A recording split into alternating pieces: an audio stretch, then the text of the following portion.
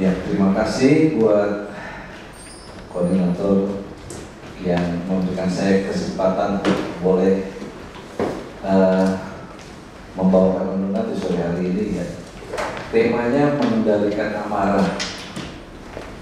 Tentunya mengendalikan amarah itu sesuatu yang dimana kita sendiri itu pernah ya, atau memiliki sifat daripada marah ya, amarah atau marah gitu. Semua orang memilikinya. Seperti kalau kita naik sepeda, naik motor, bahkan naik mobil, kita harus mengendalikan ya. Bagaimana mungkin kita naik sesuatu kendaraan tapi kita nggak bisa mengendalikan, pasti hasilnya jelek banget atau buruk sekali ya. Demikian juga dengan amarah. Saya beruntung, saya seorang pemarah, sehingga saya tahu bagaimana saya harus mengendalikan marah saya gitu ya.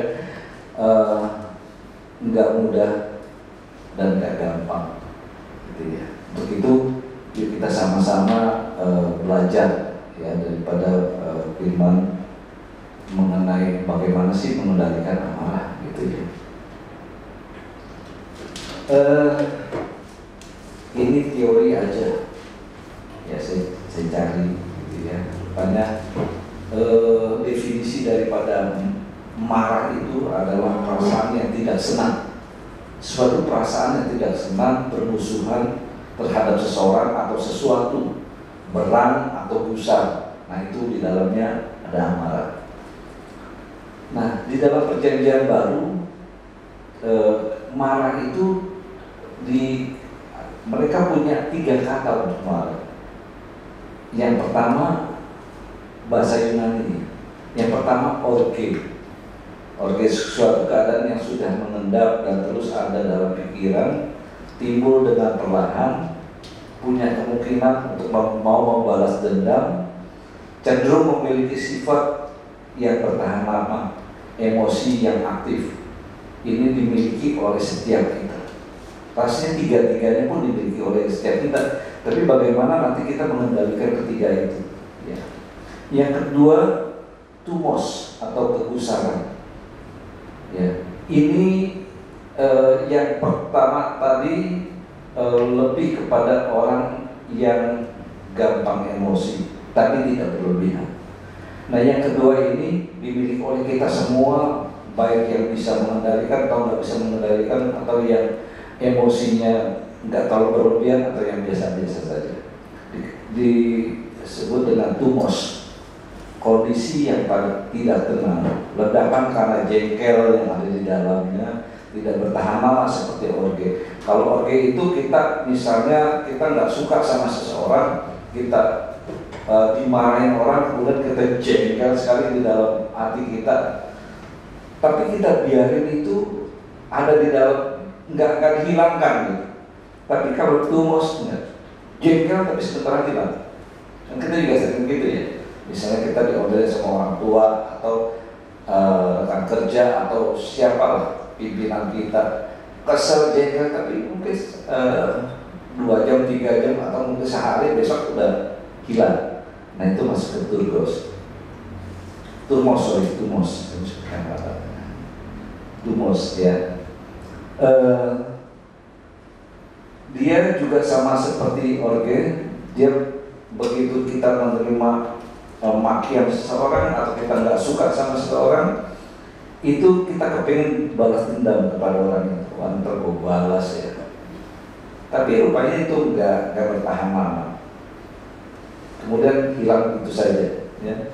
Cepat berkobar dan cepat menghilang. Itu rasanya kita semua memiliki sifat itu ya, marah itu sifatnya itu. Ketiga adalah parogismos, bentuk yang lebih kuat dari orge. Nah ini agak lebih bahaya, bersifat seperti kemarahan yang dia marah sampai dia nggak bisa sesuatu, sampai badan tuh bergetar. Kita pernah juga sih ya, pernah nggak? Saya Kalau saya marah, badan saya langsung bergetar. Ya. Biasanya orang-orang yang begini yang jarang marah. Begitu dapat satu marah yang hebat, dia kelihatan dari bentuk fisiknya ya, dia bisa sampai bergetar-getar gitu. Emosinya kuat. Dan dia juga kepingin membalas dendam. Tapi yang lebih parah dari semua ini kalau saya melihat adalah orge. Orge itu yang dia marah, kemudian dia pupuk, dia kepingin balas dendam, dan akhirnya dia melakukan.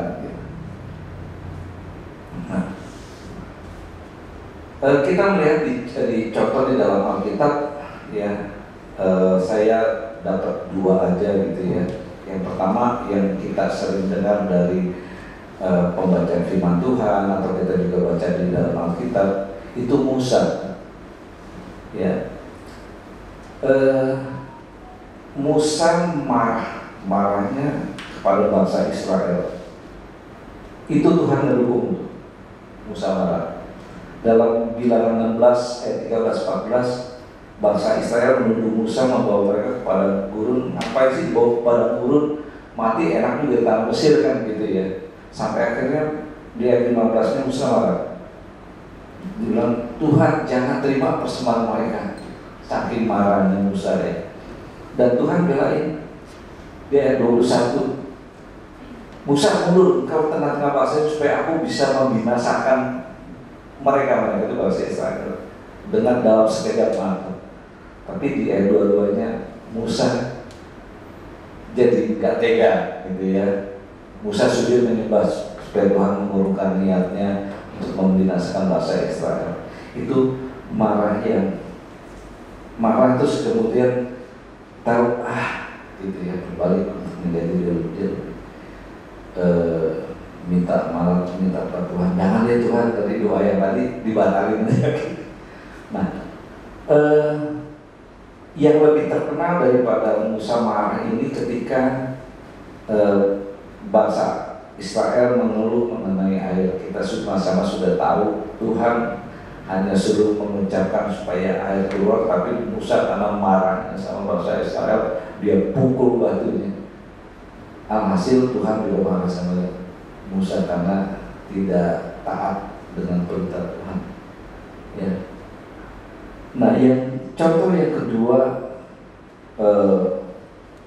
orang yang pernah marah tapi bukan marah sampai menjadi dosa gitu ya. Tadi kan Musa marah juga tidak membuat menjadi dosa karena Tuhan bela itu gitu. Ya, kecuali yang terakhir di Musa yang kedua itu ada perbandingan di mana Musa marah tidak taat kepada perintah Tuhan. Kita belajar dari Tuhan Yesus sendiri, ya. Seperti kita sama-sama tahu bahwa Tuhan Yesus pernah marah di bait suci ya, dengan persembahan yang tidak ini dan banyak hal yang tidak baik di Tuhan di dalam rumah Tuhan, gitu. Contoh marah yang yang positif lah, kalau saya boleh bilang positif, bukan baik tapi positif. Nah, di dalam Alkitab sendiri tercatat 192 kata marah. Kalau jangan takut kan 1 tahun full day 350 kata. Kalau ini dicatat 192 kata marah, baik yang positif, baik yang negatif. Banyak negatifnya sih. Ada beberapa ayat Mazmur 37 ayat 8, berhentilah marah dan tinggalkanlah panas hati, jangan marah, itu hanya membawa kepada kejahatan. Ada beberapa juga Amsal, Matius, Mazmur, Yakobus, itu banyak menuliskan kata hal mengenai hal marah. Gak usah dibaca, nanti cari langsung aja ya. Banyak 192 kali kata marah, sehingga itu rasanya menjadi hal yang serius karena banyak sekali gitu. Nah, kita boleh marah gak sih? Boleh marah, harusnya boleh marah. Alkitab juga nggak melarang kita marah, gitu ya. Tapi masalahnya orang marah itu, kalau tadi dibilang itu kalau keterusan, biasanya orang marah itu nggak bisa mengendalikan emosi. Dapat satu cerita, ada seorang mungkin seusia saya lah, ya, pagi-pagi mau nyalain mobil, marah-marah sendiri sama mobilnya karena mobilnya nggak bisa di starter.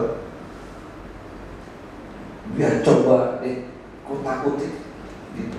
Mobilnya mobil kuno sih, memang bukan mobil baru ya, yang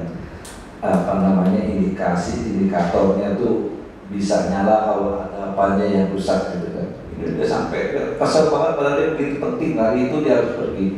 Sampai dia tendang mobilnya, dia kasar sekali kepada mobilnya, terakhir dia buang kuncinya, saking kesalnya di mobil nggak bisa nyala. Gitu. Marah dia. Nah, ketika anaknya datang melihat kenapa bapak marah, ya ada cerita bahwa dia penting, tapi mobilnya kok nggak bisa nyala ini, yang suatu hari ini saya perlu banget sama mobil. Anaknya dengan tenang dia cek, rupanya mobilnya tidak ada bensinnya. Dia lupa isi bensin. Artinya apa?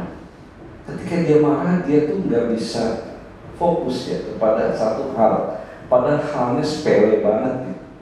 Mungkin juga karena kesalahannya dia, gitu yang akhirnya menyebabkan dia menjadi marah.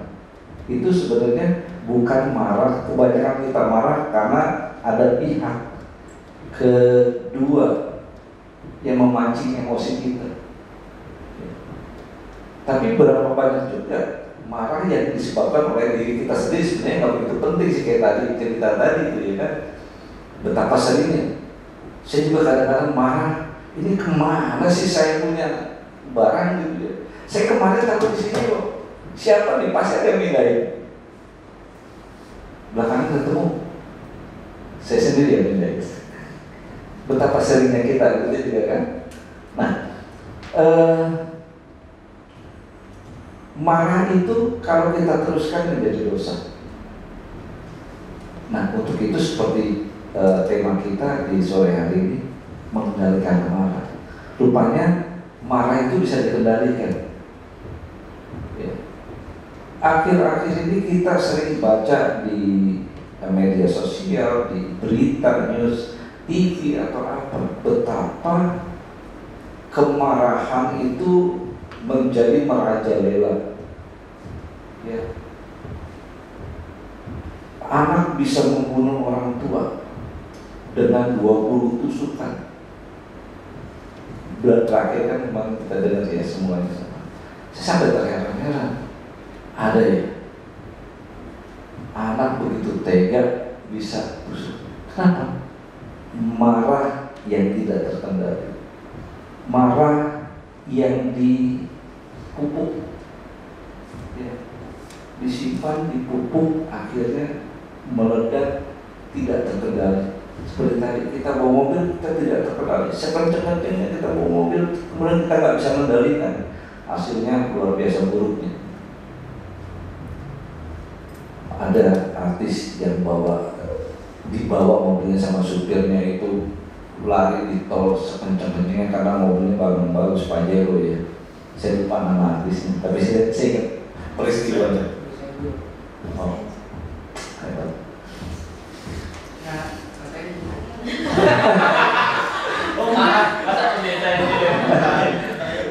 Kalau itu Pak tanyain Raja Israel tahun berapa itu.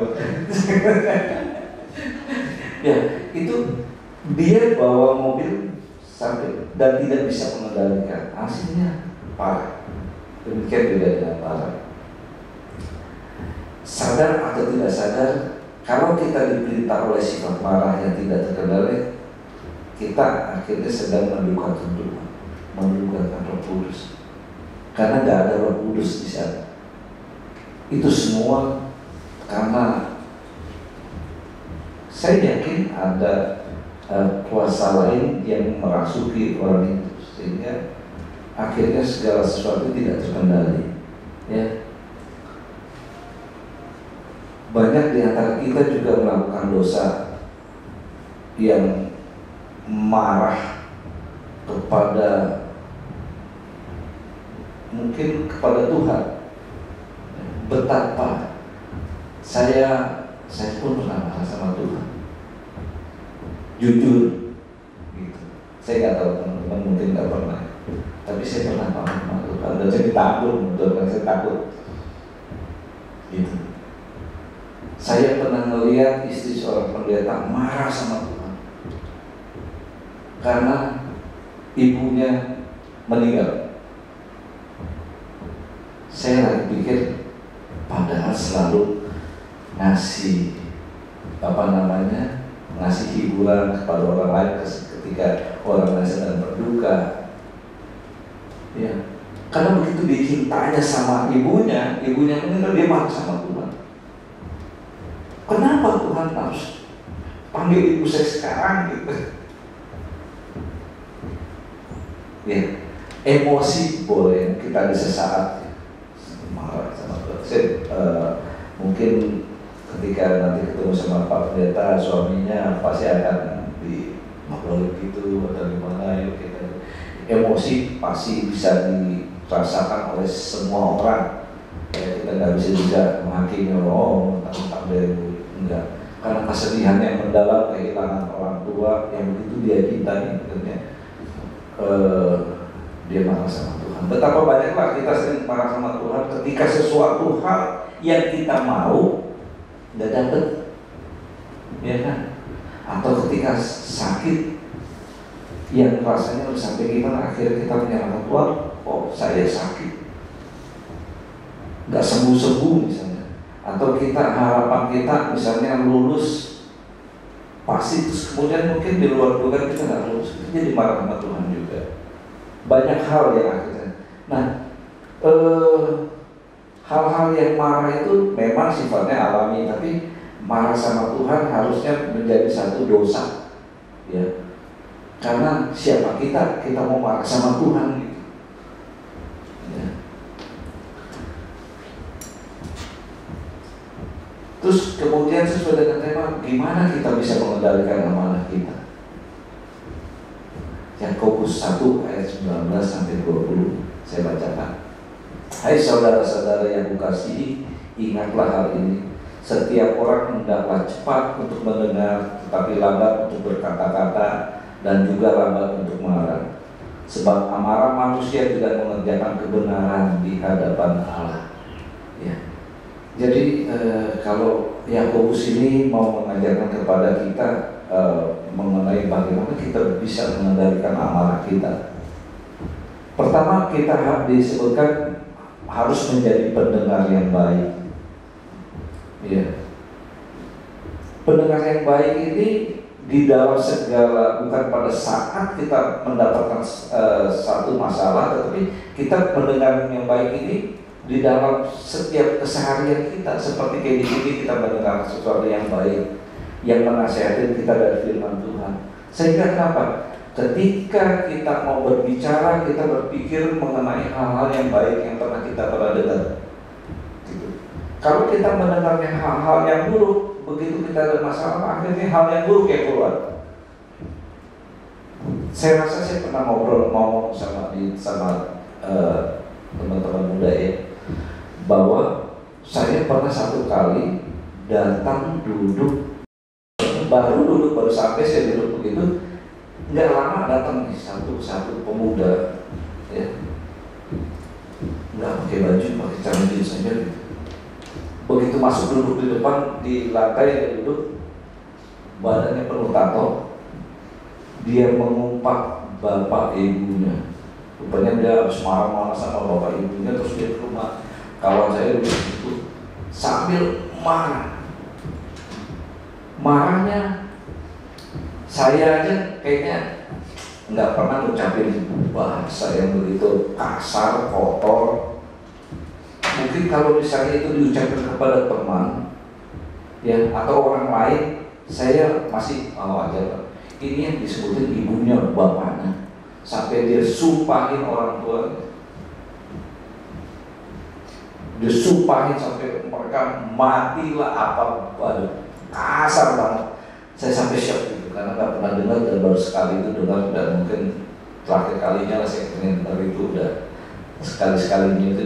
Cuma jadi satu hal yang buat saya, ini akan kenapa ya begitu kepahitannya sampai orang tuanya itu, wah, dia sumpahin kenapa dia nggak bisa dikasih kasih sayang, nggak bisa dikasih seperti orang-orang pada anak-anak itu pada umumnya kepada dia.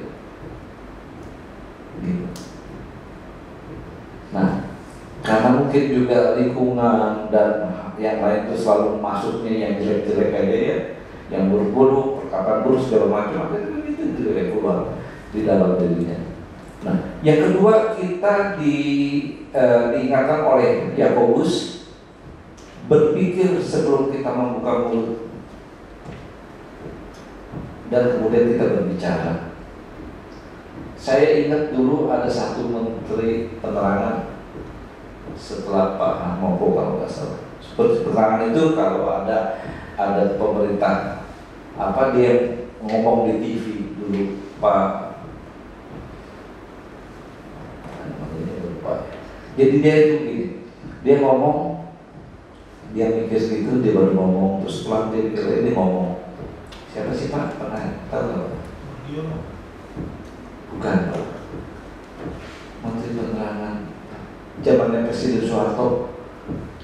Ya. Tapi kalau dia tidak lagi memberikan keterangan di TV, dia ngomong lancar banget. Gitu. Setelah Harmoko atau sebelum Harmoko, ya lupa deh namanya pasti. Nanti kalau kalian tiba-tiba ketemu itu ingatin kita bicara. Itu terkenal banget. Ngomongnya benar-benar ketawa. Dia setiap kata yang dia keluarin dia harus pikirkan dulu. Gitu. Nah, sama seperti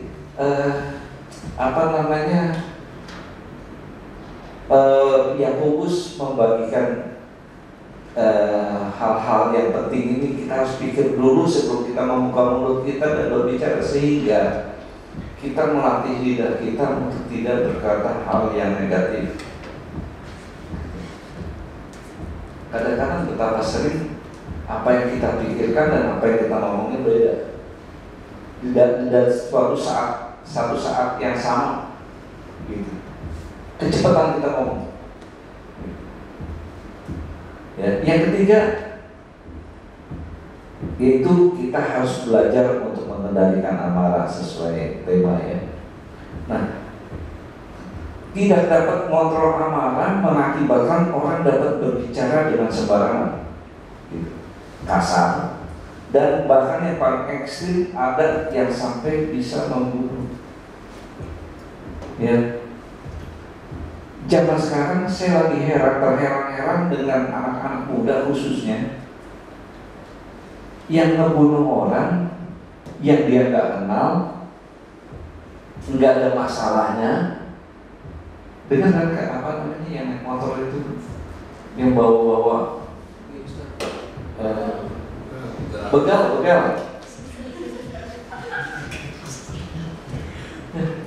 pakai sesama lah saya.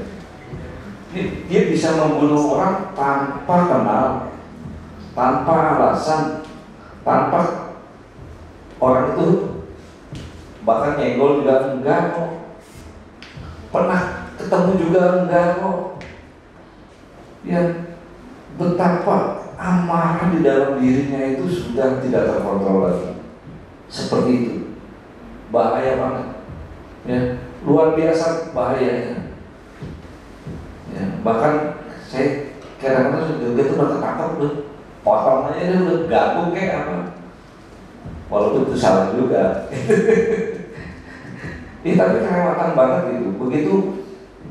Nah, dihubungkan dengan akhir daripada dunia ini, di mana iblis sedang apa? Kalau menurut saya sedang menunjukkan jati dirinya, membawa orang-orang untuk ikut dia, ya, dengan berbagai macam cara, termasuk itu. Ya, hati-hati sih anak-anak muda ya. Gitu. Yakobus di sini menggarisbesarkan bahwa kita harus bisa mengendalikan amarah. Diutamakan ketika di dalam hal-hal kita berbicara, ya, karena awalnya itu adalah dari hal pembicaraan. Saya juga yakin bahwa anak-anak nakal itu, begal itu diawali dari percakapan yang tidak baik, yang dimana memang iblis sengaja memakai mereka untuk menunjukkan bagaimana mereka dipelihara marahnya, untuk diledakkan marahnya kepada orang lain, sehingga menimbulkan kerugian yang luar biasa. Nah, marah tadi kita juga bilang bahwa amarah yang tidak terkendali itu menjadikan itu satu dosa. Ya, Rasul Paulus mengingatkan kita di dalam Efesus 4 ayat 26. Apabila kamu menjadi marah, janganlah kamu berbuat dosa.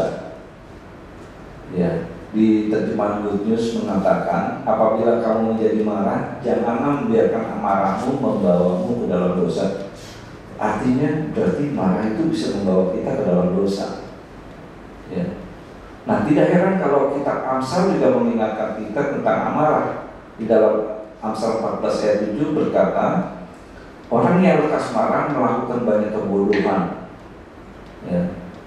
Mungkin kalau orang itu ketangkap, kemudian dia duduk dan dia merenung, berpikir sih, saya rasa kalau dia punya pikiran, ya, kenapa juga saya melakukan hal ini ya?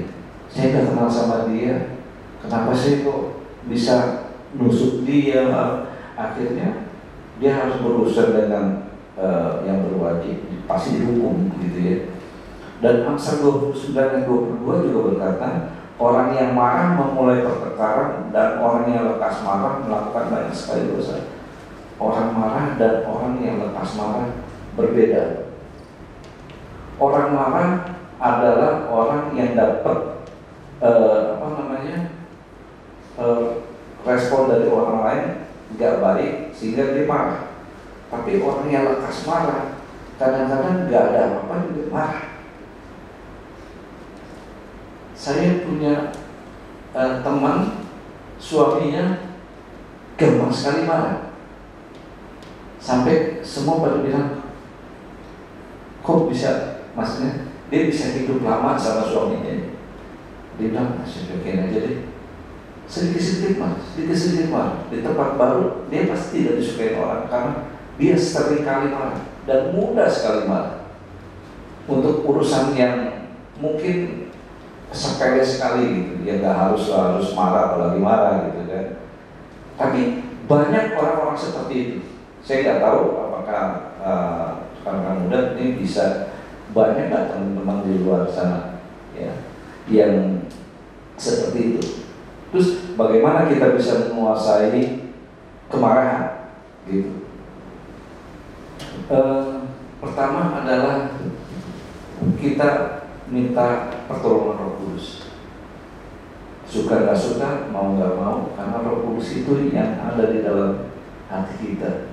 Kalau kita percaya sama sebagai murid Kristus ya, Yesus janjikan ada penolong itu dalam hati kita, Roh Kudus. Roh Kudus yang selalu mengingatkan kita, menginsyafkan kita ya. Dan Paulus menulis dalam Galatia 5, buah roh, salah satunya damai sejahtera, kesabaran, kemurahan, kebaikan gitu ya, yang kelemah lembutan, penguasaan diri, yang adalah lawan daripada marah gitu. Yang sesuatu sikap yang nggak bisa kita kontrol, padahal itu ada di dalam diri kita, seharusnya kita bisa mengontrolnya, karena itu ada di dalam kita. Nah, hidup kita kalau kontrol, akhirnya hidup kita dikontrol sama yang lain. Kita membiarkan Roh Kudus tidak memimpin hidup kita, artinya kita membiarkan roh lain yang memimpin, yang menguasai hidup kita. Hati-hati. Gitu. Untuk itu kita selalu minta pertolongan Roh Kudus untuk menjaga kita hari-hari kita dari hal-hal yang jahat. Ya. Kedua adalah kita berusaha untuk belajar memaafkan orang. Doa Bapa kami saya selalu sebutkan tiap pagi, karena walaupun bilang jangan doa itu terus, tapi enggak, saya punya prinsip Tuhan Yesus ajaran itu saya akan doakan itu setiap hari supaya saya mengingatkan saya kepada hal-hal yang penting, karena walaupun pendek doanya itu maknanya dalam sekali. Jauhkan kami dari hal yang jahat, ampuni seperti kita mengampuni yang bersalah kepada kita. Nah, kita bukan hanya berdoa mengucap aja, tapi bagaimana pelaksanaan di dalam jalan hari-hari kita itu kita praktekkan. Bagaimana bisakah kita memaafkan orang? Gitu. Bisa? Enggak juga sih. Kadang-kadang ada yang ngeselin banget, ya nggak bisa pada saat itu. Tapi syukur pada Tuhan, mungkin setelah beberapa saat atau apa, ya akhirnya sadar, udahlah, ngapain juga sih. Kalau saya suka gini, saya tektokin kepada saya, misalnya ada sesuatu orang yang sama saya nggak baik lah gitu ya.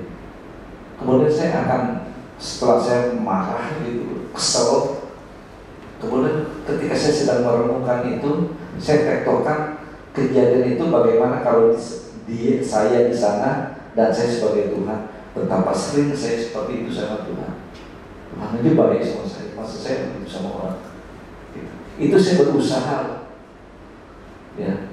Artinya, yuk kita sama-sama belajar, karena itu dapat mengendalikan atau mengontrol amarah kita, memaafkan orang. Saya salut kepada salah satu keluarga yang anaknya itu diperkosa, dibunuh, dan orang tuanya memaafkan. Ya, pernah itu buat saya sesuatu yang luar biasa. Saya ada di posisi itu belum tentu bisa, tapi saya yakin Roh Kudus yang kuat sekali dan hubungan dia dengan Tuhan itu dekat sekali, baru bisa seperti itu. Yang saya benar-benar salut dan menjadi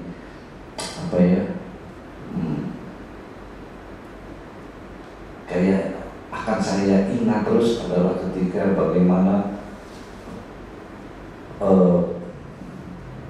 Yohanes Paulus II ditembak sama Andri Arca. Tembak, waduh, udah tua ditembak, tapi untungnya selamat. Dan setelah itu dia datang mengunjungi penjara, menemui Maimet Ali Arca. Saya sampai sekarang ingat itu namanya, karena dia yang didoakan sama Paulus, didoakan dan dimaafkan. Sampai akhirnya ketika dia keluar dari penjara, dia bertobat. Nah, bagaimana hubungan, kalau Paulus kan iyalah udah tiap hari juga ngelihat Alkitab terus sekali gitu kan. Nah, bagaimana dengan kita? Belajar. Bisa nggak? Bisa kalau mau. Gitu. Walaupun saya tahu juga, kalau saya di posisi itu bisa nggak ya? Bertanya dalam diri kita sendiri, belum tentu bisa. Ya, oke. Belajar untuk memaafkan. Nah, akal budi membuat seorang panjang sabar dan orang itu dipuji karena memaafkan pelanggaran.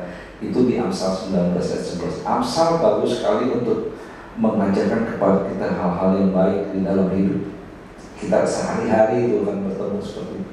Yang ketiga, bagaimana kita menguasai kemarahan? Jangan berteman dengan orang yang lekas marah. Bukan orang yang marah-marah, semua orang. orang bisa marah gitu. Tapi yang lekas marah tadi itu loh, yang sebentar-bentar marah, ya, kita lupa sedikit marah. Tapi kalau dia lupa, kita nggak boleh marah.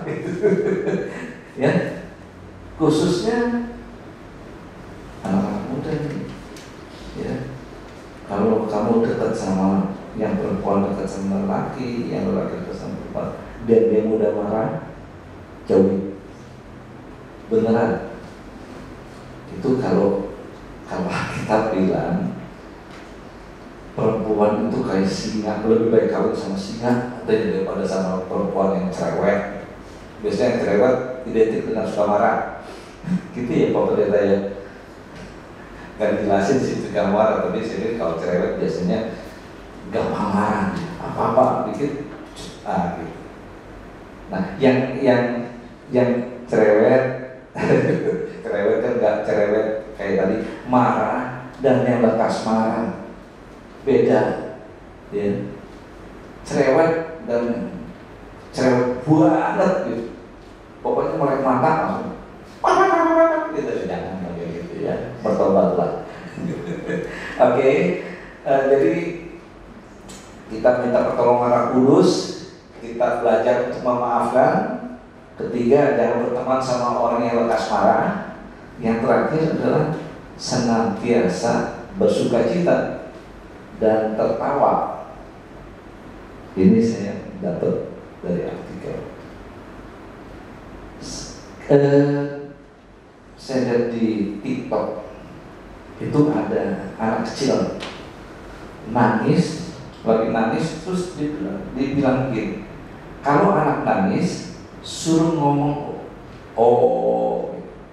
Jadi waktu dia nangis dia ngomong oh, kemudian dia langsung ketawa, nggak jadi nangis. Artinya nangis kan bikin marah, nggak dapat sesuatu gitu ya.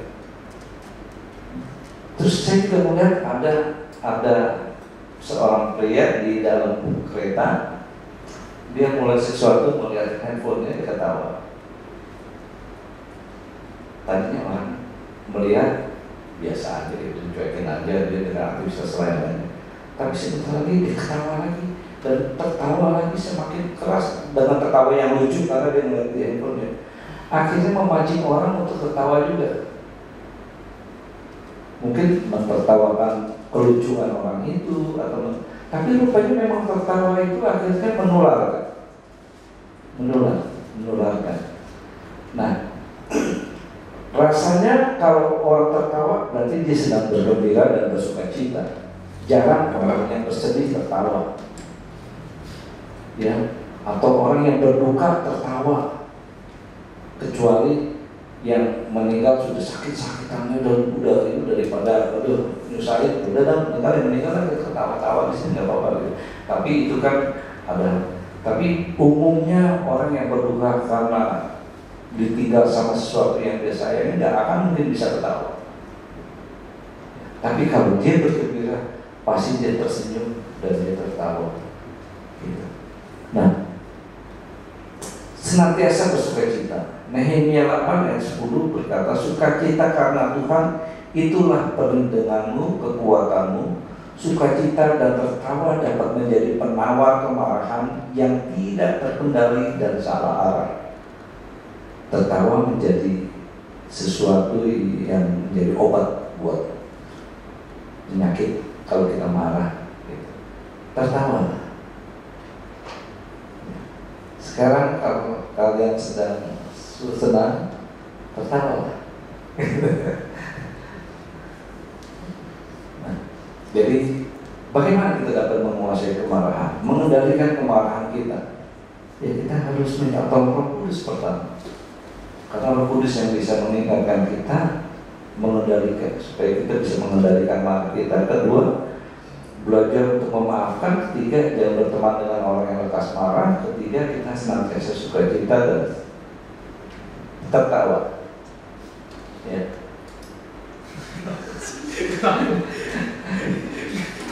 Tandanya bahagia.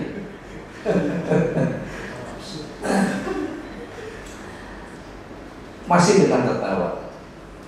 Orang yang tertawa atau bahagia sepanjang hidupnya, ilmu kedokteran berkata bahwa tertawa dan bahagia melepaskan suatu enzim dalam tubuh yang dapat menyembuhkan. Firman Tuhan berkata, hati yang gembira adalah obat. Jadi match. Gitu. Ini dokter yang ngomong, ya, ilmu kedokteran bahkan. Nah, jadi kita perlu memilih antara kemarahan. Ya, kalau kita marah sebenarnya kemarahan itu sedang membunuh kita, karakter kita dibunuh. Roh yang ada dalam diri kita tukar dari Roh Kudus menjadi roh jahat. Ya. Dan kita perlu memilih, kita mau marah atau malah kita mau sukacita. Ya. Jadi dengan cara untuk bagaimana kita mengendalikan diri, akhirnya dalam genggaman kita sendiri kita boleh memilih. Apakah kita mau memilih untuk hal yang membunuh kita memelihara marah kita, menjadikan itu dosa dan mematikan roh yang ada dalam diri kita tukar dengan roh yang akhirnya tidak bisa kita kendalikan dan dia mengendalikan kita. Dan kemarahan itu bisa menghancurkan tubuh, jiwa, roh, kesehatan, damai sejahtera. Nah, paling pilihannya adalah kamu mau tertawa, kamu mau sukacita, atau kamu mau marah dalam segala hal. Gitu. Nah, sebagaimana Allah telah mengampuni kita, marilah baiknya kita membuang kemarahan itu dan menaruh kasih Kristus. Biarkan Roh Kudus memimpin hidup kita. Ya. Marah boleh, tapi jangan keterusan. Bahkan kita bilang gitu, jangan lewat sampai matahari terbenam. Gitu. Betapa sering kita dapat ilustrasi marah, nggak mau ngomong, bicaranya hanya lewat kertas. Gitu ya. Saya nggak tahu apakah mungkin teman-teman dengan temannya sendiri atau dengan orang lain kalau marah tulis kertas atau supaya kita nggak ngomong. Harusnya sih kayak gitu ya. Ya udah marah aja nggak apa-apa lah, marah, tapi jangan berbuat dosa gitu loh. Ya kan? Yang penting kan kita nggak bilang kita nggak boleh marah, kita marah biasa marah. Ya, kembali lagi, biarlah marah itu tidak kita pupuk, tidak kita diamkan, yang akhirnya marah itu menjadi bom waktu untuk kita tidak bisa mengendalikan diri kita. Ya. Hal yang paling berat adalah kita memelihara dosa dalam hidup kita, menukar sukacita kita, kebaikan Tuhan, Roh Kudus untuk kita tukar dengan sesuatu yang tidak baik, hal-hal yang jahat. Ya. Oke.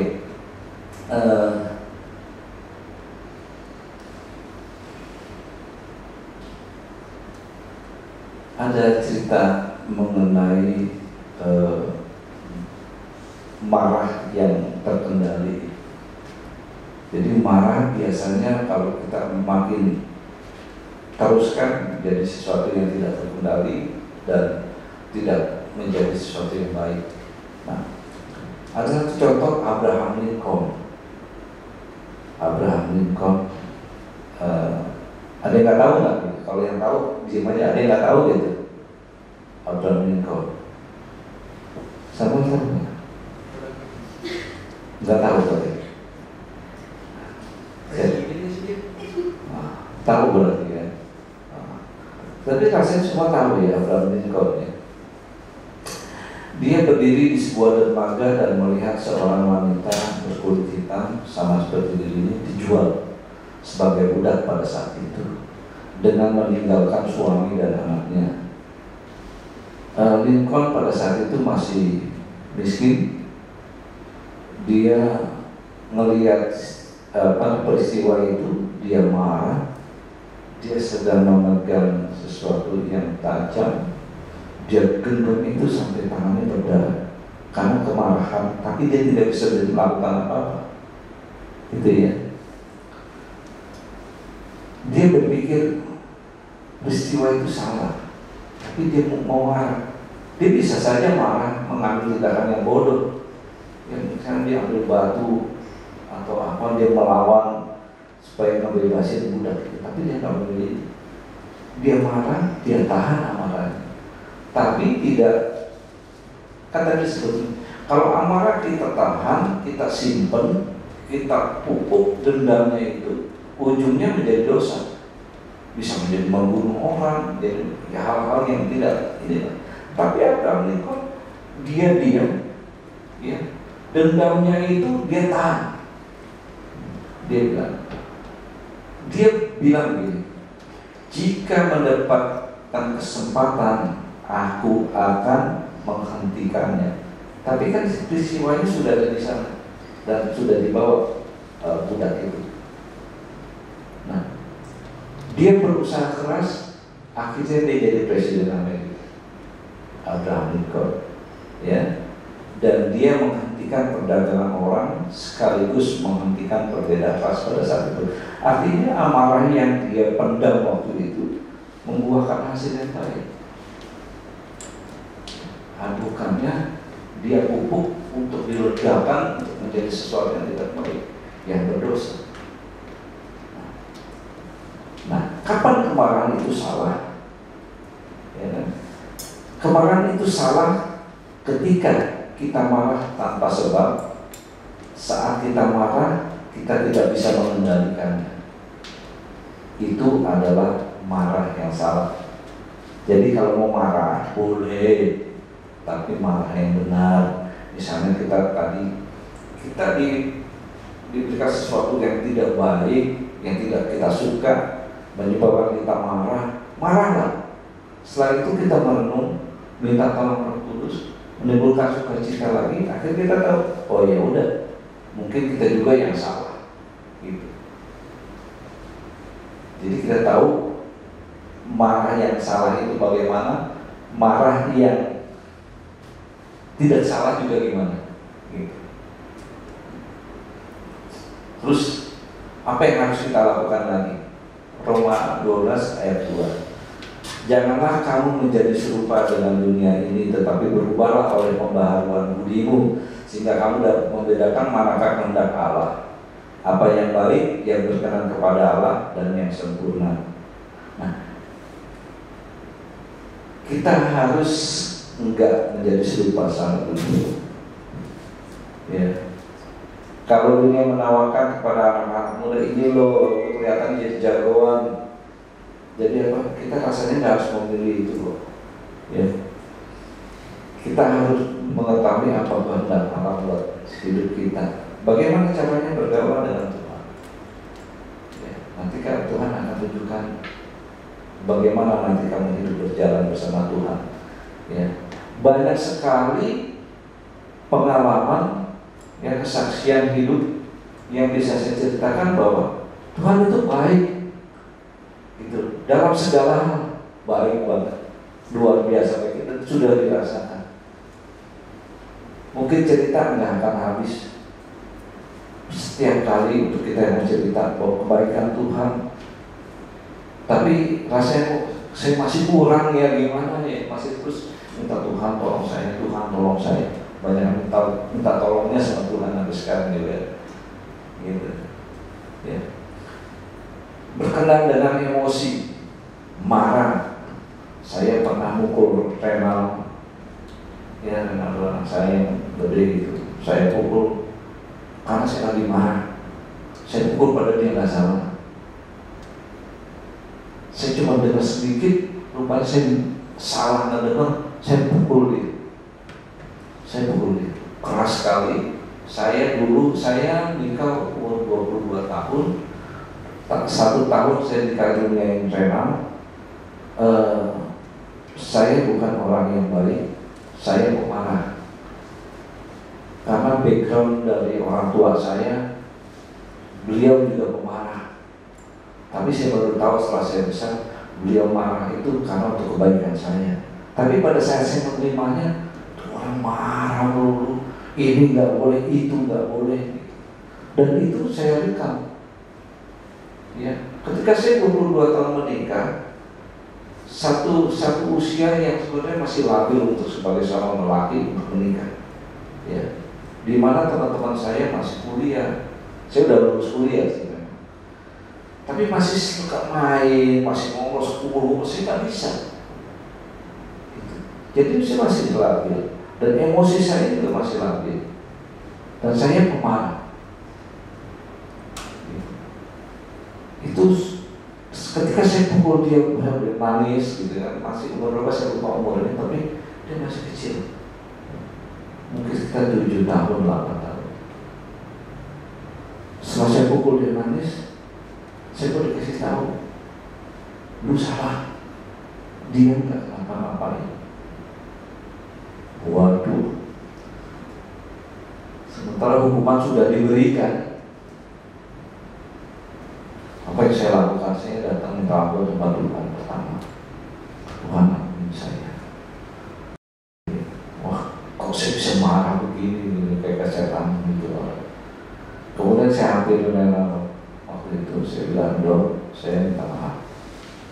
Saya mukul kamu tanpa alasan, sementara kamu nggak salah. Gitu. Nah, sekarang untuk balasannya kamu boleh pukul saya dimanapun yang kamu rasa kamu puas bisa pukul saya sakit gitu, nggak apa-apa, saya izin, saya nggak akan marah.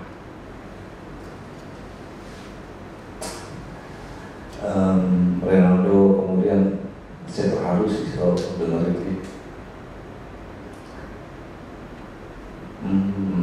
Satu kebodohan saya yang menyebabkan mungkin sampai dia akan menang.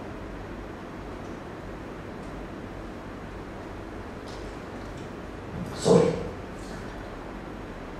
Kemudian Ronaldo bilang, dia nangis di belakang. Saya peluk dia dan ya akhirnya saya belajar banyak, ya. Banyak belajar, saya minta ampun sama Tuhan. Dan mulai saat itu saya berjanji nggak memukul anak. Saya begitu terima kasih diingatkan sama Tuhan bahwa emosi yang tidak terkendali itu akhirnya membuat saya jadi gimana ya. Dan hari ini saya diingatkan kembali mengenai pengendalian amarah ini. Saya pikir itu satu hal yang baik untuk saya ceritakan, gitu ya. Bagaimana kita bisa mengendalikan amarah dengan kita sendiri nggak mungkin. Ya, kenapa nggak mungkin? Buktinya bisa kok. Setelah saya ditakut sama Tuhan sampai saat ini. Sampai saat itu ya, kemudian kemarin saya nggak pernah pulang. Gitu. Artinya apa? Bisa kita minta dan Tuhan kasih. Saya lagi pikir kenapa nggak ada dulu sih minta ya. Gitu. Akhirnya marah-marah sekarang. Cuma saya berpikir waktu itu setelah kenal masalah itu, kemudian ke depannya itu hanya saya bilang, saya minta sama dia ini, tolong saya sebagai orang tua kamu, kalau misalnya kamu mungkin nggak merasa bersalah gitu untuk suatu hal, tapi kalau saya rasa kamu punya hal yang salah pada kita, saya akan tegur kamu. Akhirnya itu berjalan sampai sekarang lah ya. Artinya sorry tadi saya begitu emosional karena saya melihat bahwa saya pernah melakukan hal yang jahat dengan amarah saya, dan itu amarah saya kan. Gitu ya. Jadi biarlah itu menjadi pengalaman. Kita semua berharap nanti kamu juga tumbuh dewasa jadi orang tua ya. Apalagi sekarang kalau memang belum jadi orang tua, kamu punya orang tua, ya bagaimana? jagalah hubungan ya orang tua. Bagaimana ya kita akan coba untuk menjadi anak yang baik lah. Karena seburuk-buruknya orang tua, mereka melakukan apa yang jahat di mata kita, pasti itu akan menjadi, akan apa ya, dia berbuat itu untuk kebaikan kita, gitu ya. Nah, emosi menjadi salah satu pembentuk karakter. Emosi menjadi salah satu pembentuk karakter supaya kita bisa serupa dengan Kristus. Ya, emosi kita harus kita kita kendalikan seperti amarah. Emosi amarah terus kita kendalikan, karena itu akan membentuk karakter kita kepada orang lain di sekitar kita. Kalau kita sudah latihan, kalau bisa mengendalikan, berarti kan bisa nih. Kalau orang lain bisa, kita tinggal belajarnya mau atau enggak, cuma itu aja sih. Kalau kita mau, kita bisa mengendalikan. Kadang orang bisa mengendalikan sepeda dengan baik. Ada orang bisa naik sepeda tapi tidak baik caranya. Sama dengan amarah dan emosi. Bagaimana kita mengendalikan emosi dan amarah itu dengan baik? Tapi ada juga orang bisa mengendalikan itu ya biasa-biasa aja, gitu. Misalnya orang bersalah, kita salah, ya udah maafin. Tapi setelah itu mungkin dia nggak mau kenal lagi, nggak mau ingat lagi segala macam gitu. Tapi bagaimana ketika marah, kalau kita memaafkan, tapi tetap kita berteman sama dia, menunjukkan kasih kita, menjadi berkat buat orang lain gitu ya. Nah, karena itu saat emosi negatif atau emosi yang buruk atau yang marah yang buruk itu datang, itu sebenarnya bukan dari Tuhan, ya. Untuk itu cobanya apa? Ketika itu datang, kita harus mencoba memikirkan kebaikan dan nasihat firman Tuhan. Misalnya, kalau kamu ditampar pipi kiri, kasih pipi kanan. Ketika kamu ketika kamu marah, jangan sampai berbuat dosa. Itu harus kita pikirkan itu, sehingga ketika kita marah itu timbul, gitu. Ya, oh ya, saya marah nggak boleh sampai lewat hari. Saya marah nggak boleh sampai berdosa. Itu akhirnya bisa meredam kemarahan kita, ya. Dan itu bisa kalau yang tadi yang masuk itu adalah hal-hal yang baik, nasihat-nasihat firman Tuhan, nasihat-nasihat ketika kita ada di dalam satu ibadah atau apapun, gitu ya. Ya seperti tadi sudah dikatakan bahwa untuk mengendalikan amarah, Roh Kudus harus menguasai hidup kita, ya. Minta Roh Kudus datang hadir di dalam hidup kita. Sekecil apapun amarah kita, kalau Roh Kudus ada di dalam hidup kita, dia roh yang menginsyafkan, roh yang mengingatkan, sehingga kita tahu bahwa oh ya, marah boleh, tapi kita tidak boleh berdosa karena kita marah. Memohon pertolongan Tuhan untuk dapat menguasai dan mengendalikan emosi kita, supaya kita jangan jatuh ke dalam dosa, ya. Rasanya ngomongnya gampang, jalannya susah, tapi bukan berarti nggak bisa, gitu ya. Sifat memang berbeda-beda, ya. Ada orang yang sifatnya memang gampang marah, tapi bukan gampang marah lantas marah yang tadi disebutkan tadi. Gampang marah memang mungkin dia darah tinggi. Kalau saya udah pagi-pagi udah agak tegang, Bu Gina pasti bilang, kamu belum minum obat darah tinggi. Banyak faktor, tapi yang penting adalah bagaimana kita sendiri mengetahui kondisi kita. Apakah kita marah karena satu hal yang memang berkenaan dengan penyakit kayak darah tinggi tadi ya, tapi kalau rasanya kalau masih muda gini masih belum lah. Tapi ada juga orang yang gampang marah karena melihat biasa di keluarga ya. Kalau keluarga, orang tua, bapak, ibu gampang marah, anaknya pasti gampang marah. Nah, yang tahu kita baik atau gampang marahnya itu, ayo kita bawa kepada Tuhan. Tuhan Sang Pencipta, Tuhan yang menciptakan kita, Tuhan tahu apa yang harus Dia lakukan kepada kita. Tapi tentunya kalau kita minta, Tuhan tahu persis.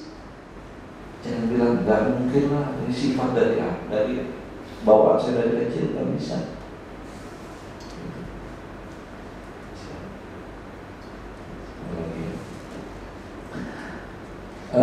Saya mengingat satu cerita.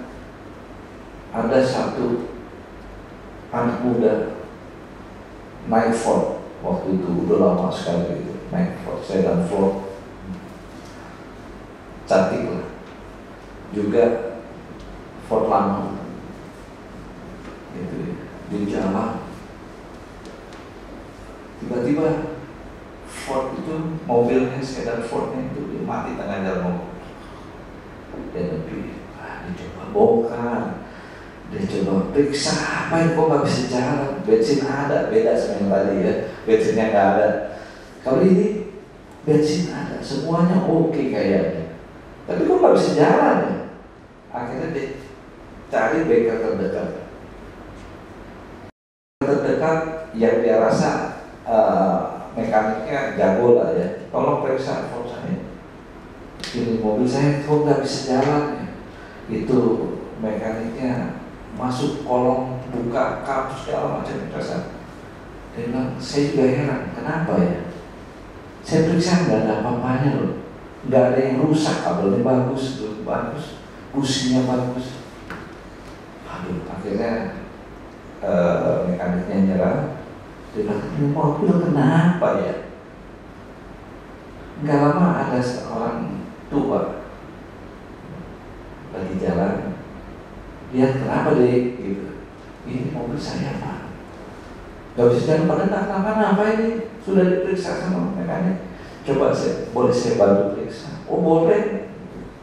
Dibuka kapnya, dia lihat, oke, dia dan coba dinyalakan, nyala, nyala, udah bingung juga. Saya bingung kenapa orang bengkel yang menurut saya pintar itu kok nggak bisa ya. Itu orang tua itu tersenyum, kenalin, saya Henry Ford, saya pecinta mobil ini gitu.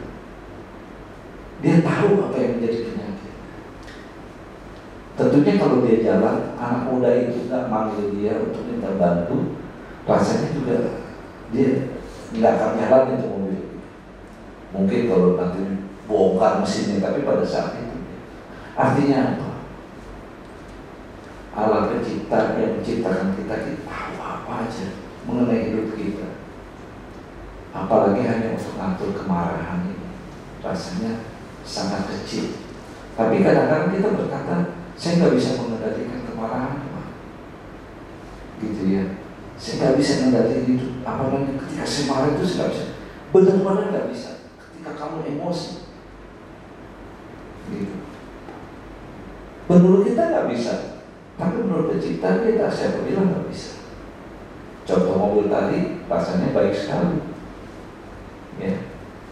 Itu hanya Pencipta mobil benda, apalagi Allah yang menciptakan kita, ngerti sekali masalah kita, tahu maksudnya apa. Mintalah sama Dia, Tuhan tolong saya. Apabila kita menjadi orang yang suka marah, Tuhan tolong saya, kendalikanlah marah saya. Roh Kudus ingatkan selalu saya untuk ketika saya sedang marah. Jadi, saya yakin kalau kita minta dengan sungguh-sungguh, apa yang susah, apalagi cuma masalah marah. Lebih dari itu Tuhan kasih kok, gitu ya. Oke, saya tutup sampai di sini. Mungkin ada 1, 2, 3 pertanyaan ngobrol yang bertanya mengenai tema kita sore hari ini. Atau saya minta beberapa dari teman-teman menceritakan kisah ketika kamu mendapat satu hal yang membuat kamu marah, tapi kamu bisa menang mengatasi kemarahan itu.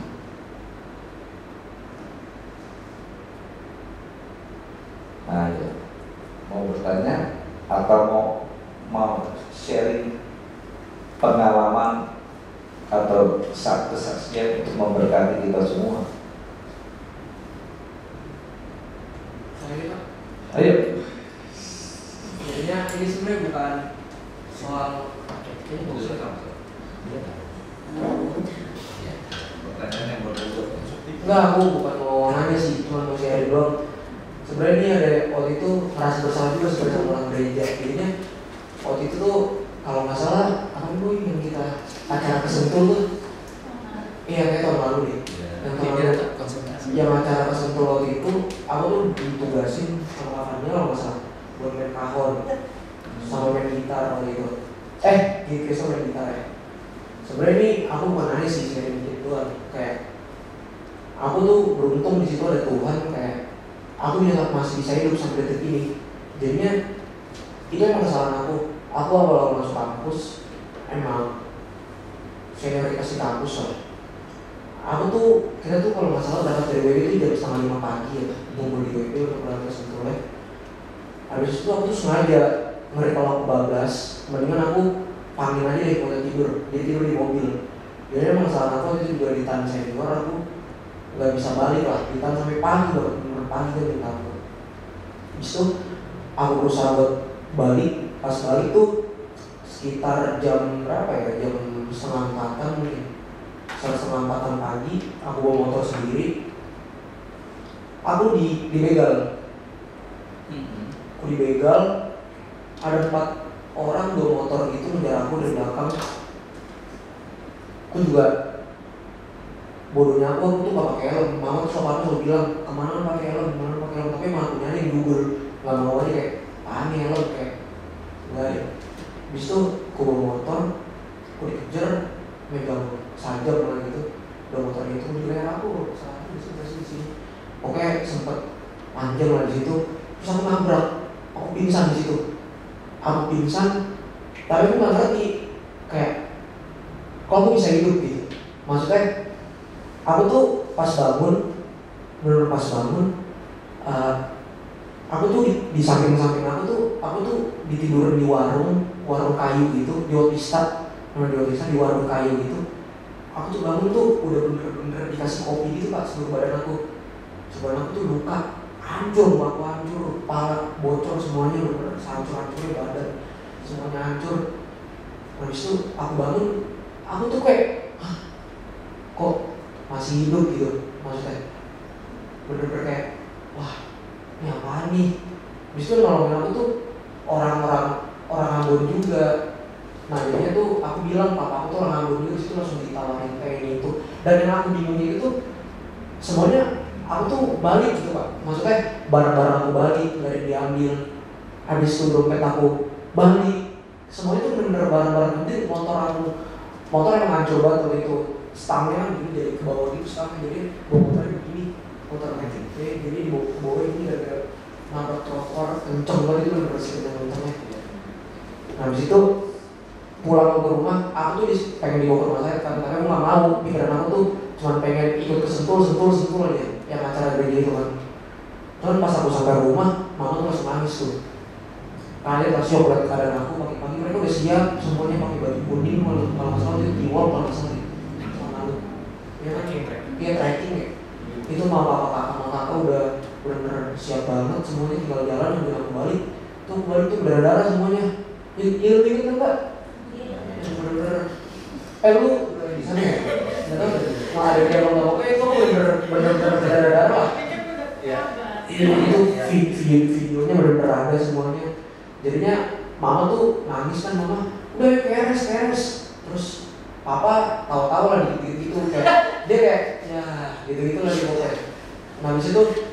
mama nangis-nangis kan, aku dipaksa ke RS. Aku nggak mau, cuman udah kalian kesentul aja udah. Kalian kesentul aja semua sendiriannya di rumah udah nggak apa-apa. Nanti kalian kesentul lah sama kalian lah ya. Aku bilang kayak gitu kan. Udah aku bangun-bangun tuh, itu benar-benar seharian badan mati rasa pak. Seharian pas bangun kan aku paksa tidur gitu, aku pengen tidur badan itu nggak mau dibawa ke RS. Itu luka tuh belum ada yang dicuci, paha sampai muka badan semua seluruh muka terus semua. dia kamu merasakan kebaikan dalam hidup kamu. Iya itu benar-benar kayak, soalnya aku tuh baru benar-benar seminggu sebelum aku kecelakaan tuh ada temen aku yang meninggal pak, gara-gara kecelakaan dari motor. Benar-benar kejadian tuh rada-rada mirip lah, ada yang meninggal tapi kayak pas aku ngalamin itu kayak aku ngerasa kayak wah Bang Tuhan baik banget lah di situ. Sama aku masih hidup tuh benar-benar temen-temen aku tuh kayak juga kaget gitu. Jadi pas aku bangun aku bingung ya kalau siapa, aku nelfon sahabat SMA aku yang orangnya deket banget dari rumah. Dia datang ke rumah, aku diurusin sama dia, diurusin walaupun dari dikit gitu. Terus apa rencana balasan sama? Pelayanan, berbuat baik, itu yang lain lah. Itu benar-benar kayak itu tuh pas itu aku benar-benar berasa sendiri pak, benar-benar berasa sendiri mau apa-apa sama keluarga. Bisa betul aku nggak ada siapa-siapa lagi di rumah. Tapi itu untungnya temen aku tuh bisa ngangkat dan dia bawa ke rumah sakit pada saat itu. Benar-benar aku nggak bisa, aku juga lagi nggak pegang duit, mama nggak bisa ditelepon waktu itu buat minta duitnya. Semua biaya rumah sakit ditawarin sama dia, bisa obat-obatan semua ditawarin sama dia. Iya masalahnya orang ini tuh susah banget ditelepon pak biasanya. Tapi itu benar-benar siang-siang juga biasanya si bangun nih orang nih. Biasanya jarang banget tapi itu bisa jadi bangun benar-benar kayak wah baik-baik aja ya.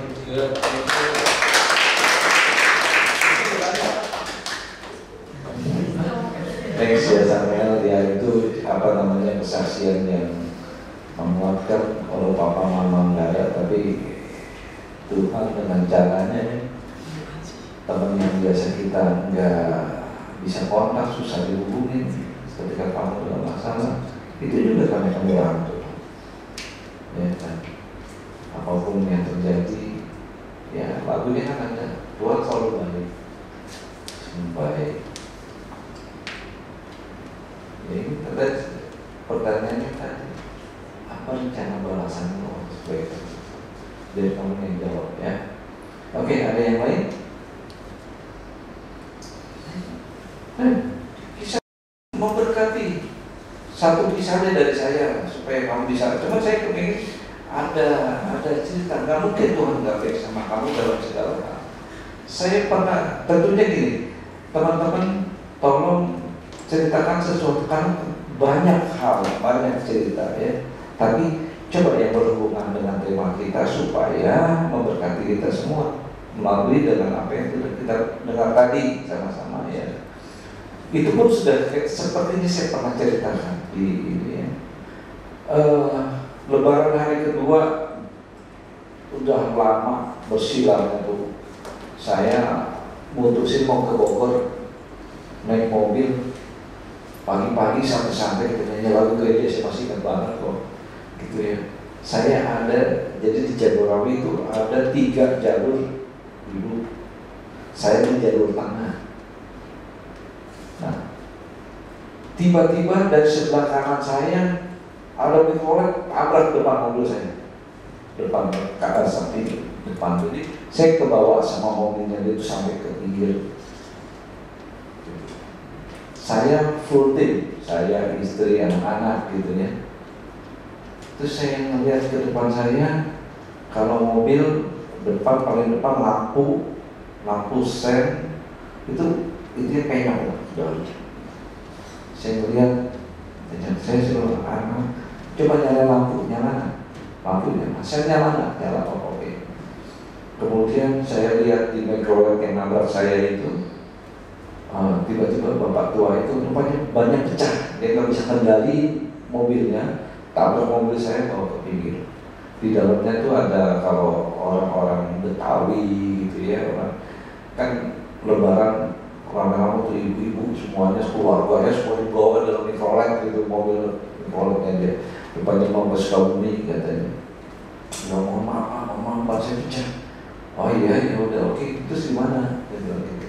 Nah kemudian di dalam tempat saya rupanya ada polisi sedang berhenti mobil gitu.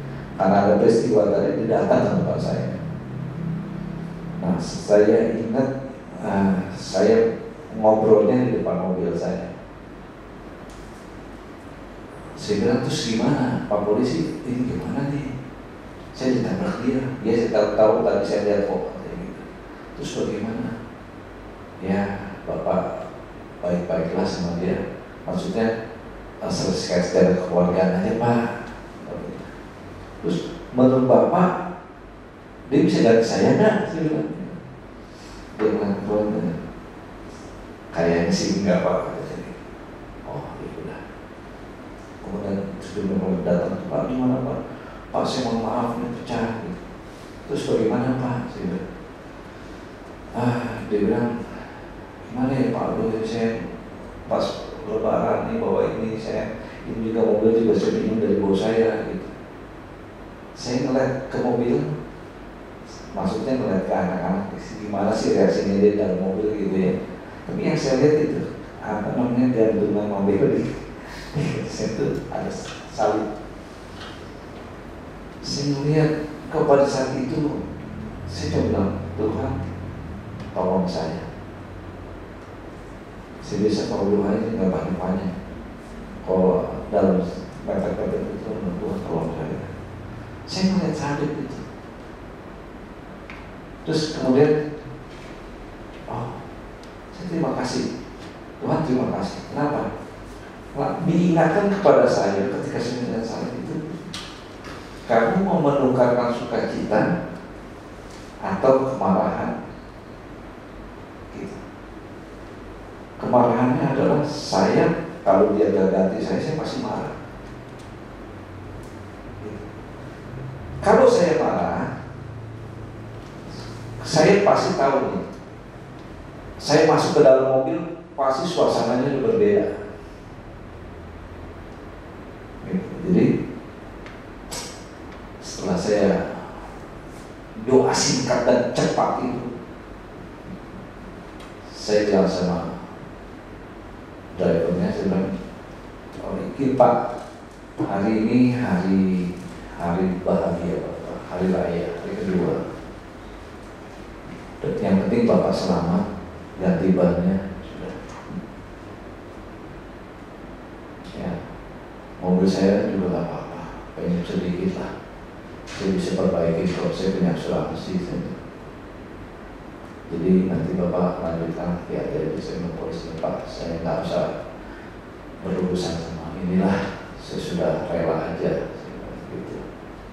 Tapi yang ada di pikiran saya saat itu adalah ketika kita sama-sama melihat mobil, termasuk supir mikro itu melihat mobil di dalam ada salib, saya nggak tahu, saya nggak mau bagaimana, tapi saya berdoa semoga supir itu melihat bahwa kasih yang di salib itu loh yang bikin akhirnya saya bisa enggak marah-marah, tidak menukarkan sukacita saya hari itu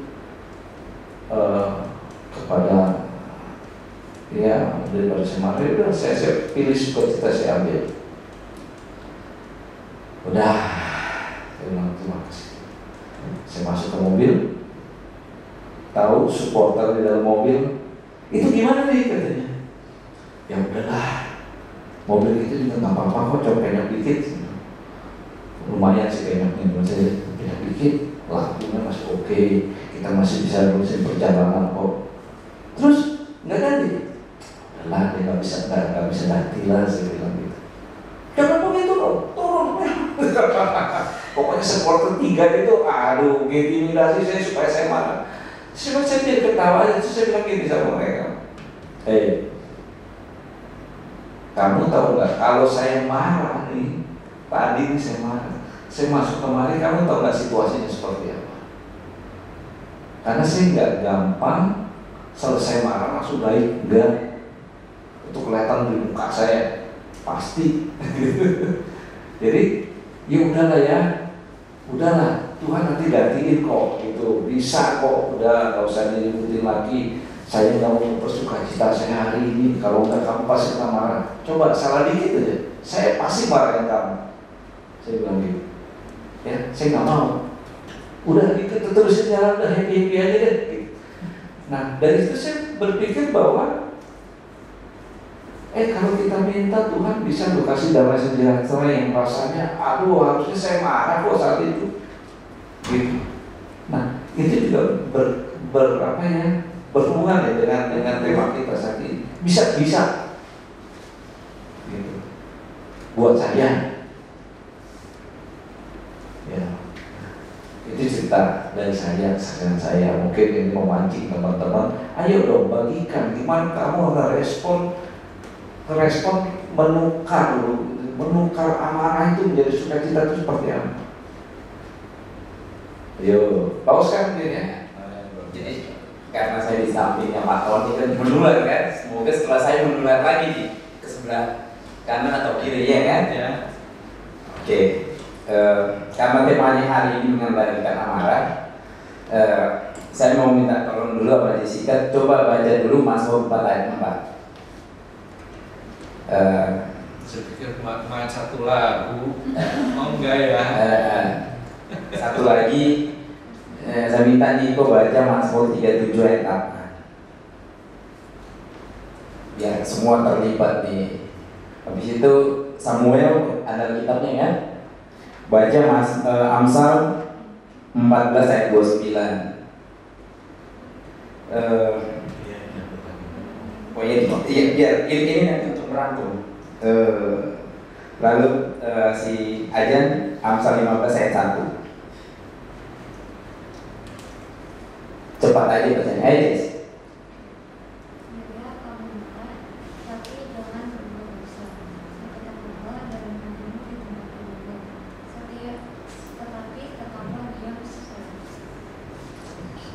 Ya, Niko. Mazmur 37 ayat 8, berhentilah marah dan tinggalkanlah panas hati itu. Jangan marah, itu hanya membawa kepada kejahatan. 14 ayat 9, orang yang sabar besar pengertiannya, tetapi siapa cepat marah membesarkan kebodohan. Amsal 15 ayat 1, jawaban yang lemah lembut meredakan kegeraman, tetapi perkataan yang pedas mematikan maaf. Jadi rangkumannya adalah kalau kamu mau marah jangan berbuat dosa. Kira-kira kalau kita marah ada kemungkinan untuk berbuat dosa. Oleh karena itu jangan marah, ya kan? Itu logika berpikirnya. Lalu yang kedua, ternyata supaya kita nggak marah itu harus bisa menguasai diri. Itu sabar. Nah ini nih Pak Tony tadi tuh dia nggak marah tapi bisa menguasai diri ya. Nah, lalu yang ketiga ada lagi nih, ternyata ini sering kali nih orang kita kalau jawab orang sesuka hati, jawab orang acuh tak acuh gitu. Tapi Amsal 15 ayat 1, jawaban yang lembut meredakan kegeraman, tetapi perkataan yang pedas membangkitkan amarah. Ternyata kita harus ya, ini adalah bagian dari penguasaan diri. Nah saya sekarang cerita nih, satu ketika di perumahan nih, di tetangga ya, saya punya supir sudah pulang habis ngantar barang, terus mau parkir mobil ceritanya ya di samping rumah. Nah di samping rumah itu ada jemuran tetangga.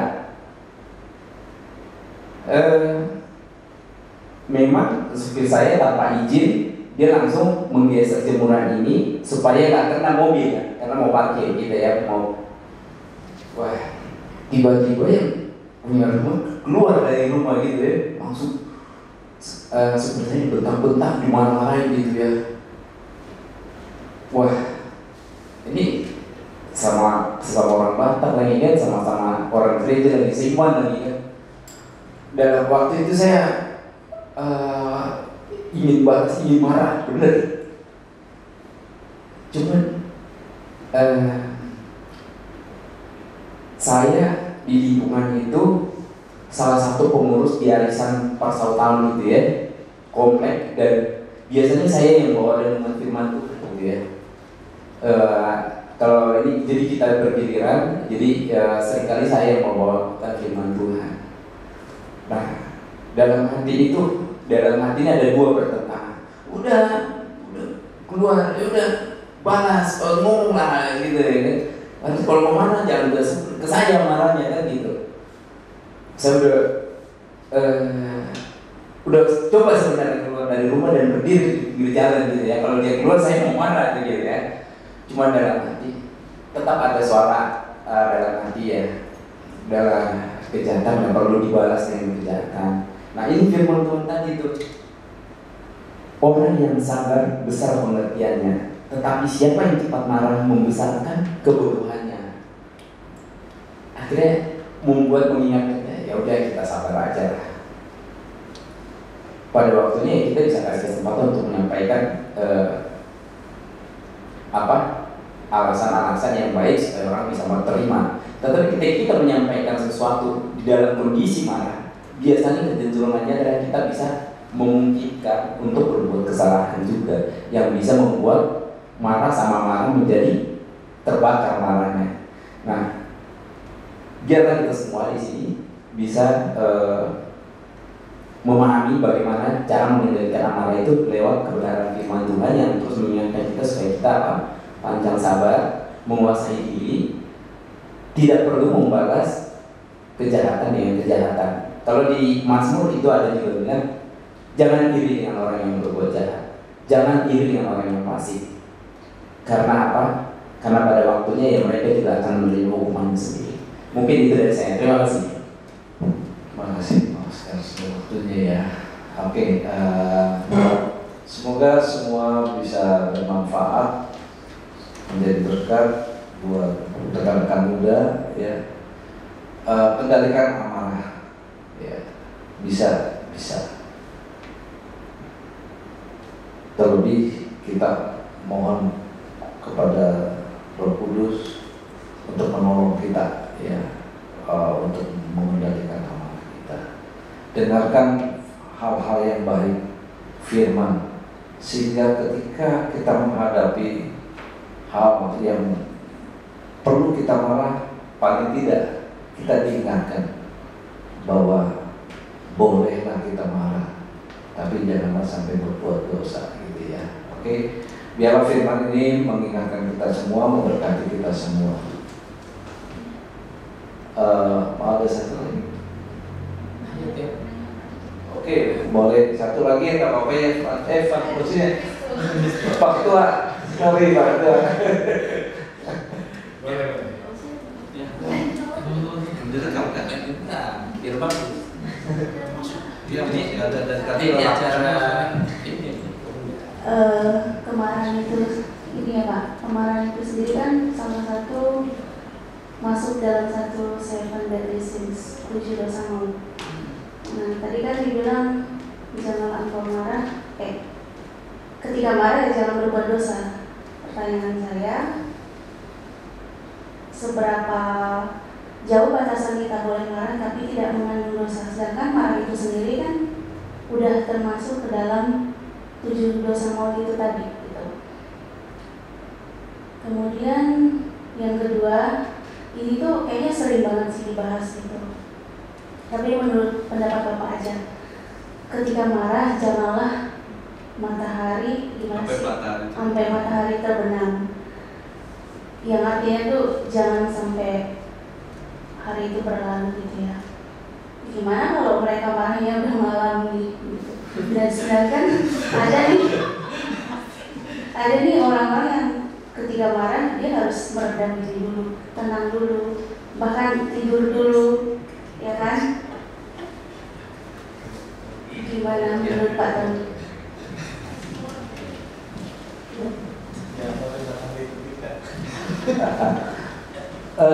Saya jawab yang gampang dulu ya. Yang nomor 2 lebih gampang menurut saya. Jangan sampai matahari terbenam. Menurut saya itu kiasan aja, ya. Atau kalau kita mau memperpanjang marahnya, malam aja marahnya, siang ya baik-baiklah. Begitu matahari terbenam kita marah lagi. Menurut saya, nanti mungkin Pak Pendeta bisa menambahkan atau melengkapi. Menurut saya jangan sampai matahari terbang itu secepat-cepatnya kalau bisa selesai. Diibaratkan kan kalau sampai matahari tenggelam, walaupun kamu ributnya malam, kan nanti mataharinya terbit pagi. Tapi jangan sampai lagi sore. Paling tidak bermain di jam, ya. Paling tidak jangan sampai 24 jam. 24 jam itu tadi kan ada, mungkin dalam waktu 24 jam kamu bisa merenung, berpikir, ya, sama-sama saling mengkoreksi, ya. Terus kalau nggak bisa gimana? Saya juga jujur bisa berhari-hari, tapi diusahakan secepatnya. Artinya Alkitab mengatakan jangan berlama-lama. Mengibaratkan berlama-lama itu dengan waktu. Kalau bisa jangan sampai matahari terbenam. Waktu, berbicara masalah waktu, jangan lama-lama. Kan dibilang jangan sampai matahari terbenam tahun sekian, kan gak disebutin. Pokoknya udah deh, orang marah, emang Tuhan gak tahu marah itu juga Tuhan kasih kok, supaya kita bisa apa? Marah yang benar. Abraham Lincoln marah, benar kok marahnya, gitu. Yang gak benar adalah marah itu dipelihara, dipupukin, ditambahin bumbu, sampai akhirnya membuahkan dosa, berbuah dosa, tumbuh lebat dan berbuah dosa. Itu yang Tuhan larang. Ya, jadi jangan terjebak di dalam masalah jam, waktu. Itu hanya menunjukkan kalau bisa kamu secepatnya selesai. Makin cepat makin baik. Tapi marah makin cepat, makin lama makin enak juga. Enggak, gitu ya. Ya, kalaupun enak tapi Tuhan bilang gak boleh. Suka gak suka, mau gak mau, kita pengikut Tuhan, ikutin aturan Tuhan. Yang baik ya, karena setelah itu kalau kamu berlama-lama akhirnya menimbulkan dosa. Ya, satu. Yang pertama itu masih lupa.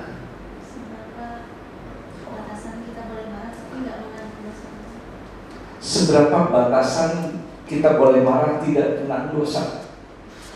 Ketika kita marah, biasanya kita nggak rasional. Saya sebutkan tadi, saya marah hanya dengar sesuatu, kemudian saya bereaksi, saya pukul anak saya. Mungkin buat beda-beda, menurut satu orang dengan yang lain berbeda-beda tingkat marahnya dan situasinya, konteksnya, gitu ya. Pada saat saya marah, saya hilang kendali. Terus berapa?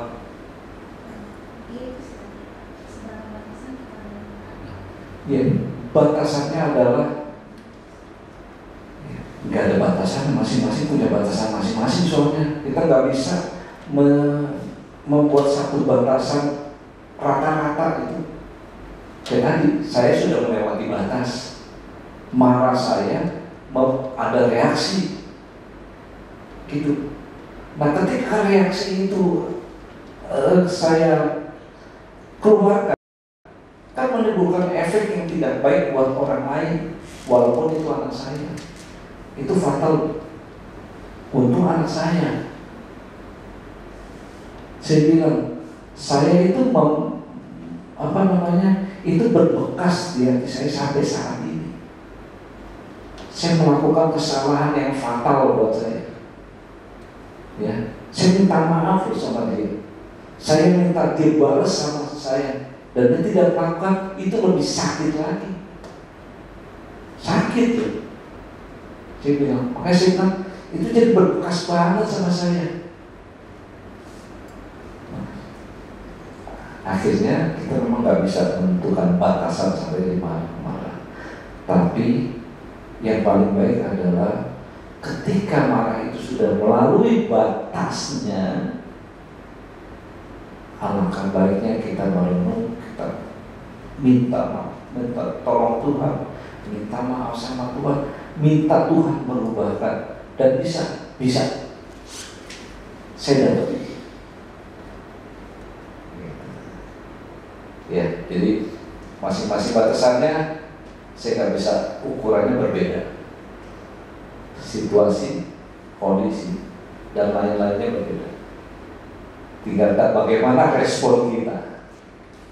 Ya, kalau ada cerita yang kalau dosa kamu kecil sama orang, tancakin dosa itu ke paku itu ke pohon. Kalau dosanya besar, cari paku yang besar, masukin, tancakin. Setelah sekian lama kamu cabut. Artinya apa? Kamu sudah memaafkan, dan orang itu juga sudah memaafkan. Tapi kamu masih lihat nggak ada lubangnya di sana? Lubangnya kita kasih kecil, lubangnya kecil. Yang kita lubang kasih kita marah besar, bikin berdampak besar, lubangnya besar. Dan itu masih tersisa lubangnya walaupun pakunya itu sudah cabut. Artinya apa? Membekas. Bisa baik, bisa. Butuh waktu. Gitu. Nah, kita minta tolong sama Tuhan. Tolong Tuhan, kita sudah melukai hati sesama kita, orang tua kita, siapapun orang yang kita cintai. Tolong kalau seandainya itu berbekas, biarlah lekas Tuhan pulihkan, tutup lubang itu, supaya akhirnya orang itu bisa memaafkan, kita bisa memaafkan,